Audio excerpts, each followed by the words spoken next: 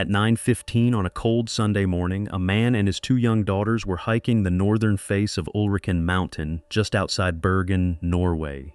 The trail wound through a rocky hollow the locals called Isdalen, the Ice Valley. Some called it something else, Death Valley, a place with a long, quiet history of accidents and worse. The girls smelled something before they saw it. What they found among the scree would take Norwegian police more than 50 years to explain. They still haven't. This is the story of the Isdal Woman. A woman who spent the final weeks of her life making absolutely certain that no one would ever know who she was, and then died in a way that made sure the entire world would eventually come looking anyway. Bergen police arrived that afternoon and opened a file. They gave it a number instead of a name, 13470, because a name was the one thing they didn't have. The body was that of a woman, they estimated, somewhere between 25 and 40 years old, roughly 5'4", dark hair, and burned so severely that recognition by sight was already impossible. At first, this looked like it might be explained quickly. A tragic accident, maybe. A fire that got out of control on a hiking trip gone wrong, but almost immediately the details stopped adding up. There was no evidence of an accidental fire anywhere near the body. No scorched brush, no fuel source investigators could easily explain. Around her lay scattered items, an umbrella, broken bottles, a half-melted plastic container, a burned fur hat. Personal effects that suggested this wasn't a hiking accident at all. It looked staged, or hidden, or both. But that's not the disturbing part. When investigators eventually traced her belongings, a suitcase left behind at the Bergen railway station, they found something that turned a strange death into a genuine mystery. Every single clothing label had been removed, not torn out carelessly, cut out deliberately, one by one, from every garment she owned. Whoever this woman was, she hadn't just tried to hide her identity. She had erased it piece by piece in advance. Investigators kept digging, and the picture only got stranger. The suitcase held wigs, multiple sets of cosmetics designed to alter her appearance, clothing suited to different climates and different social classes, as if she'd packed for several different lives at once. And in her documents, a string of names that led nowhere. Fenella Lorch, Genevieve Lancier, Claudia Tielt, Claudia Nielsen, Alexia Zarnmerchez, Vera Jarl, Elizabeth Landhuer. At least 8 aliases. Each one backed by paperwork convincing enough to check into hotels across the country without raising suspicion, which meant, at minimum, forged identity documents. In 1970, producing that many convincing false passports wasn't something an ordinary traveler simply happened to know how to do. Then investigators noticed something even stranger. Hotel staff who remembered her didn't just remember a woman with a fake name. They remembered a woman with habits. She changed rooms constantly, sometimes more than once in a single stay. She paid only in cash, and after meals, staff recalled her quietly wiping down glasses and cutlery before she left the table, removing her own fingerprints from the room as a matter of routine. That's not paranoia, that's training. Police traced her movements hotel by hotel, city by city, piecing together a woman who moved like she expected to be followed. She spoke multiple languages fluently, French, German, likely a little more, but with an accent none of the staff could place. Reserved, alert, polished, but never warm. One waitress later described her simply as elegant and self-assured, the kind of woman who noticed when she was being watched and didn't seem to mind. A shopping bag eventually led investigators to a shoe store, where an employee remembered selling a pair of rubber boots matching the ones found at the scene. That single sale connected the case to Tananger, a small coastal town near Stavanger, a town that, in 1970, sat close to a Norwegian military site testing new missile systems. And this is where the case stops looking like a simple disappearance and starts looking like something else entirely. A local fisherman named Bergen Rott came forward after seeing a police flyer with her description. He remembered a woman near the docks in Tananger, close to the missile testing area, speaking briefly with a military officer. It seemed minor to him. He reported it anyway, because that's what you do. The response he got back was not minor at all. According to accounts of the case, police treated his tip seriously enough that shortly afterward, as he was preparing to travel with his family, he was approached and handed a handgun and a knife. reportedly for his own protection. A fisherman, given weapons, for mentioning he'd seen a woman talking to a soldier. Nobody could explain that decision at the time, and nobody has fully explained it since. It's details like this, small, specific, hard to dismiss, that pushed the case toward a theory that has followed the Isdal Woman for over 50 years. That she wasn't hiding from an abusive relationship, or running from debt, or any of the more ordinary explanations investigators might expect. That she was, in Cold War terms, an intelligence operative. A spy, moving through a NATO country during one of the most tense decades of the 20th century, using disguises and false names as basic tools of a trade rather than the desperate improvisation of someone in danger.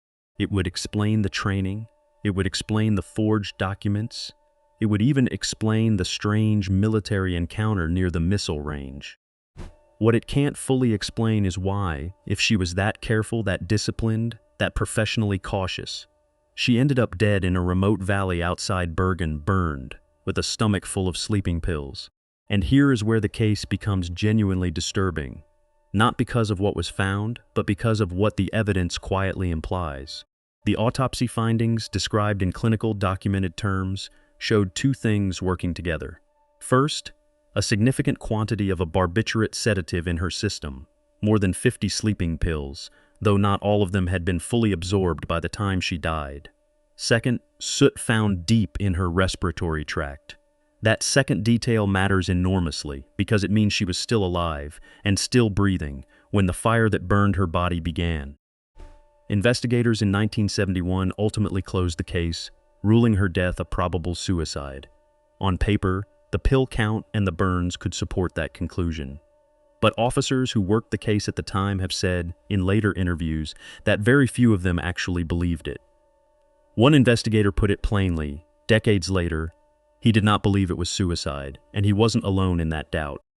If it wasn't suicide, the far more unsettling possibility is that someone else made that decision for her. That the pills weren't self-administered in despair, but given to incapacitate her. That the fire wasn't an act of self-erasure, but a final, brutal attempt to remove any remaining evidence of who she'd been meeting, and who might have wanted her silenced. The case was closed anyway. A woman with no name, no confirmed nationality, and no family to claim her was buried in Mollendal Cemetery in Bergen. Because several of her aliases carried Catholic naming patterns, police arranged for her to be given Catholic funeral rites. Officers from the Bergen police attended. It's a strange, quiet detail. A room full of investigators who couldn't identify her, standing at a graveside anyway, because somebody had to. For decades, that was where the story ended. A cold case, a nameless grave, and a file drawer in Bergen that nobody quite closed for good. Then, in 2016, Norwegian public broadcaster NRK decided to reopen it. Using modern forensic techniques that simply didn't exist in 1970, researchers turned first to her preserved dental remains. Isotope analysis of her jawbone, essentially reading the chemical fingerprint left behind by the water and food she consumed as a child, suggested she had grown up somewhere near the French-German border, possibly born in the Nuremberg region sometime in the 1930s. That would have made her around 40 years old at the time of her death, and placed her childhood squarely in the shadow of the Second World War. It was the first real physical clue to who she might have actually been, and it opened the door to a new wave of public interest. NRK's documentary work evolved into an internationally successful BBC podcast, Death in Ice Valley, which introduced the Isdal Woman to millions of new listeners and sparked an entire online community dedicated to solving her identity. New sketches were commissioned. A possible photograph of a woman on horseback surfaced in 2019, believed by some researchers to be her. And in 2023, a Swiss newspaper investigation added a genuinely startling new thread. Travel records suggesting she may have crossed paths in Paris with François Genoux, a Swiss banker with well-documented ties to Nazi-aligned networks, and, later, to funding extremist activity. If true, it would mean her final months weren't just mysterious. They may have placed her inside one of the darker financial and political undercurrents of post-war Europe. None of it has led to a name. A DNA profile does exist, preserved from tissue samples taken decades ago. It has been checked against Interpol's international database. No match has ever come back. Modern genetic genealogy, the same kind of testing that has cracked open decades-old cold cases elsewhere in the world, remains legally restricted in Norway for cases like hers, tangled in privacy law that hasn't caught up to what the technology can now do. So the file stays open, case 13470, more than 55 years old and still technically unsolved. What we're left with is a woman who did everything in her power to disappear, and in doing so made herself impossible to forget. A woman fluent in several languages, trained in tradecraft most people will never encounter, moving through Cold War Norway under 8 different names, days away from a missile testing range, weeks away from a Swiss banker with dangerous connections, and then found, burned, in a valley already known for the dead. Was she a spy caught between intelligence services who decided she'd become a liability? Was she running from something far more personal and simply very, very good at hiding? Or did she, after weeks of extraordinary discipline, finally reach a point where she chose to erase herself completely, on her own terms, in the one way she knew no one could undo? More than half a century later, the Isdal Woman still has no name, and every answer investigators have found has only produced a new question behind it. If you had